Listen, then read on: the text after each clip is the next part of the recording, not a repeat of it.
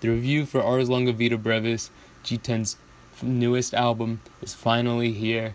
Now, before I get into the album, I'm going to have to give the history of G10, sort of to lead you up into this, because you can't really just jump into Ars Longa Vita Brevis, otherwise you might not really understand it. Now, G10 started with the Star EP, featuring some nice bangers like Hey Mister, Death to Synth, and then he released a string of EPs, and in 2014, he released Music That I Love, his debut album.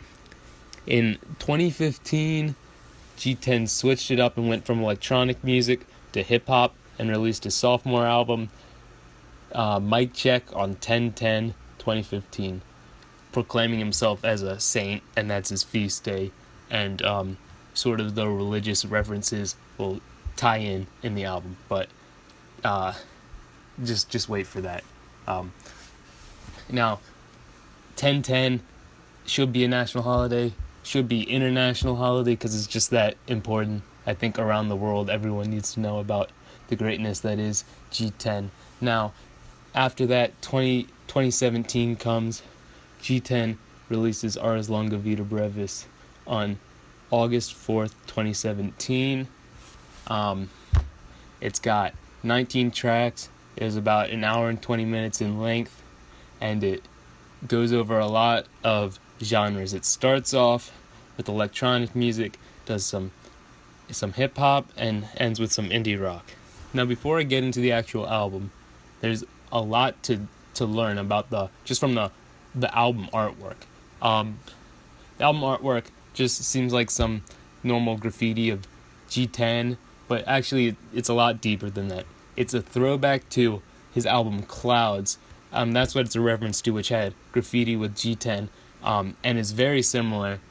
And on Clouds, it featured the track Clouds, on Clouds EP, and that track was sort of G10's first hip-hop track, and he's sort of calling in the hip-hop elements, and he's also sort of throwing it back to his older stuff, because Ars Longa Vita Brevis, also known as Eden, is basically the definitive work of G10, and it is sort of, this is G10. You can just throw out the other stuff, so he's sort of pulling all his elements throughout his career into this album. It's also probably a bit of a reference to Walls, which doesn't look the same really, but it keeps the graffiti theme, and Walls included the track Walls, which is one of the tracks which he featured on his first album, so it's sort of a throwback to that, I think. So I'm gonna go through the songs one by one and review them, starting with Ars Longa, the intro to the album. This one's pretty nice, sort of pulls you in, and it does a bit of a switch up near the end, and it sort of hints at the hip hop that's coming.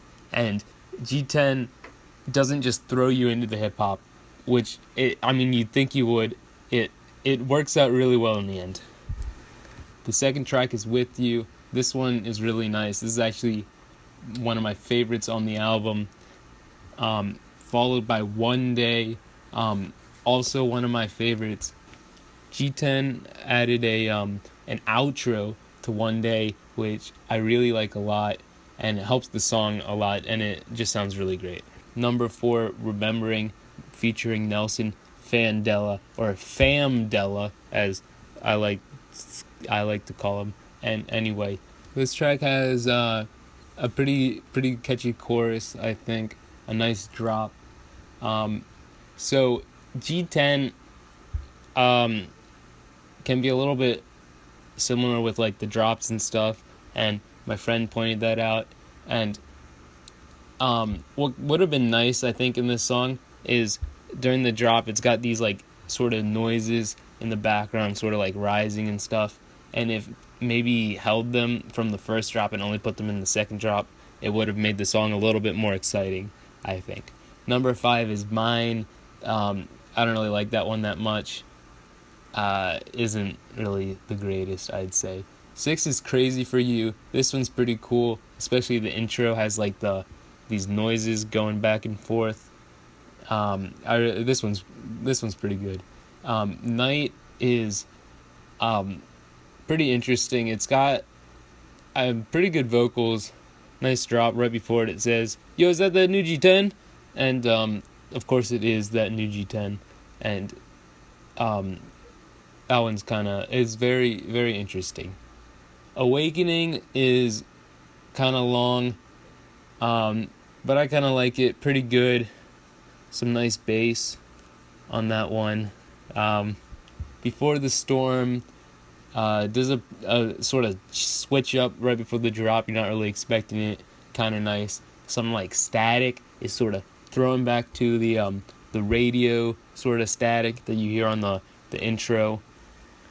The Lost Soul is decent, but the most remarkable thing about this song is how unremarkable it is in pretty much every way, except for it does a little bit of a change up near the end in the outro. It's followed by In the Garden, which is really nice. I really like the intro, and I really like the first drop. And then the second drop, it switches up from like a sort of big room style to hard style. And that's one of the better songs on the album. Track 12, Vita Brevis, an interlude. This one is G10's the first hip hop you hear.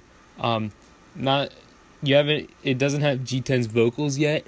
You have to wait a little bit more for that, but it's sort of a cheeky teaser as to what's coming next, and actually in the long run works really well for keeping the album cohesive. 13, A-Weeds in Wonderland, sounds like it's been remastered, and pretty good hardstyle track. 14, G10 doing Psytrance in Underworld, pretty interesting. Number 15, Welcome Back. This is G10's return to hip-hop. This is G10's return to music. G10 is back, and do not tell him it's not fire. This track has a really sick beat. He sampled an old Italian record. It's just really cool. This is definitely his best hip-hop song to date.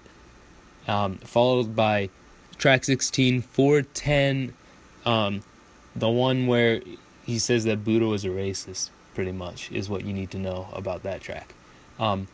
17, Don't Forget, featuring Saint Rich and Nelson, Famdella again. Gotta love Famdella. And then 18 switches up from hip-hop. The last three were hip-hop. Goes into indie rock. This is Eden. This is everyone was waiting for this one, you know. It's got a pretty nice solo. One point in the solo just gets like really nice when sort of the melody picks up as it would during the chorus. And the final song right here with Mark Sukolowski, another indie rock song. This one has some nice piano, and the bass is really nice when it first comes in.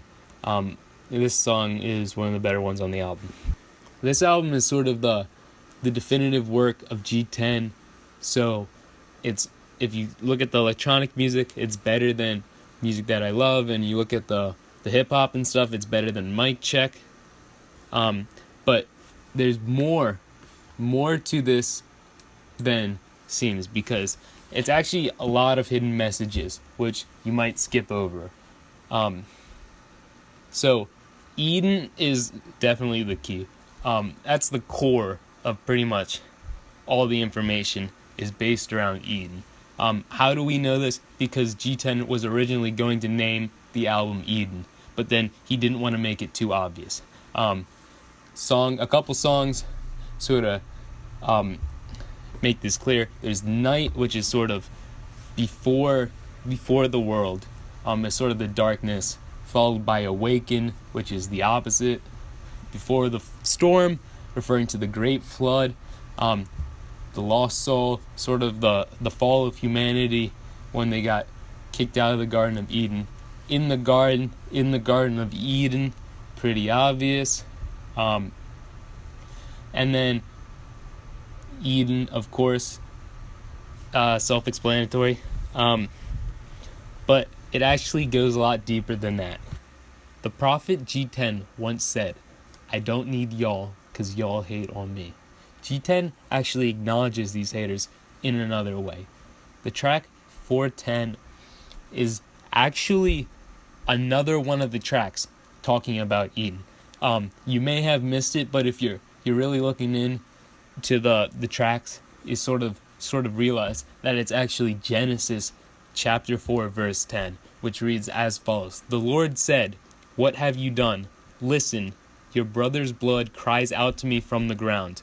This is clearly talking about Cain and Abel. G10 sees himself as Abel and the haters as Cain. G10 is Abel. I think you guys already see where this is going, but Abel is clearly a reference to Abe Lincoln. So G10 is establishing himself as the modern day Abe Lincoln by saying this. And we already knew he was the modern day Shakespeare, but now he's the modern day Abe Lincoln. And this means that G10 is the liberal myth. I don't know if everyone realized that, but G10 is the liberal myth. And this is him making that clear. Like, some people sort of assume that he might have been the liberal myth, but G10 is the liberal myth. I mean, it's so clear that he's basically saying that. And what is G10 gonna do as modern day Abe Lincoln? Well, Abe Lincoln freed us from slavery, pretty much. And G10 is sort of doing the same thing. He's freeing us from our bodies, from our minds, and he's going to take us to the post-human. And that is G10's ultimate goal. And that is the hidden message in Ars Longa Vita Brevis, also known as Eden. So we might have one mystery wrapped up, but we still don't know who Mr. is from Hey Mr. So that's my review of Ars Longa Vita Brevis, also known as Eden, more commonly referred to as Eden. So the amount of effort I plan to put in it just decreased exponentially, and now you got this. Be sure to smash that like button